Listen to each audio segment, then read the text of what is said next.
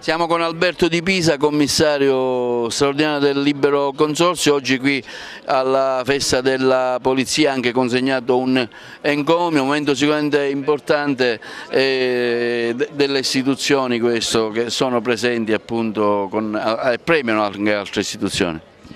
Sì, io da qualche mese, dal 1° febbraio, ho rivesto l'incarico di commissario straordinario del Libero Consorzio. Ovviamente la provincia di Agrigento è una provincia impegnativa, i problemi sono molti, le risorse come sempre si sa sono poche, però ci stiamo attivando soprattutto per quanto riguarda le strade e le scuole, che sono gli obiettivi a mio avviso primari. Infatti per quanto riguarda le strade provinciali abbiamo vari appalti già deliberati e quindi i lavori inizieranno a poco. Anche per quanto riguarda le scuole stiamo facendo una ricognizione per vedere un po' quelle scuole che necessitano di manutenzione e quindi metterle in sicurezza. Questi sono i due obiettivi principali. Le problematiche sono tante, mi riferisco anche a quella dei lavoratori e alla precarietà. In questo senso ci può essere delle soluzioni anche in raccordo con la Regione? Sì, devo dire che la provincia ha già parecchi precari. Certo, la stabilizzazione è un problema un po' più complesso da definire, anche sempre per il solito problema delle risorse economiche. Vedremo in concerto soprattutto anche con la Regione di vedere se è possibile stabilizzare questi precari. La provincia ha parecchi dipendenti, anche questo è il problema, circa 600 dipendenti tra di ruolo precari.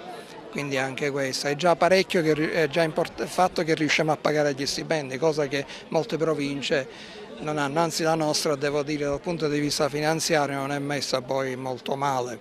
Quindi vuol dire che avete trovato una situazione finanziaria tutto sommato positiva? Accettabile rispetto almeno alle altre province, parlo sempre di Siracusa in cui c'è una situazione veramente disastrosa. Qui quantomeno riusciamo a pagare gli stipendi. Nell'immediato quali sono gli obiettivi che sta seguendo e pensa di arrivare? Ma gliel'ho detto, per noi gli obiettivi primari che poi rientrano nella competenza principale delle province sono le strade, la rete stradale è veramente in condizioni pietose, e le scuole. Ho sentito che il Presidente della Regione ha posto particolare attenzione a questo problema, credo che siano stati stanziati 50 milioni di euro per provvedere appunto agli appalti per le strade provinciali. A ciò si aggiunga che il Ministero delle Infrastrutture ci ha già dato circa 13 milioni proprio esclusivamente per provvedere alla manutenzione e ai lavori per le strade provinciali, quindi questo per ora è l'obiettivo principale.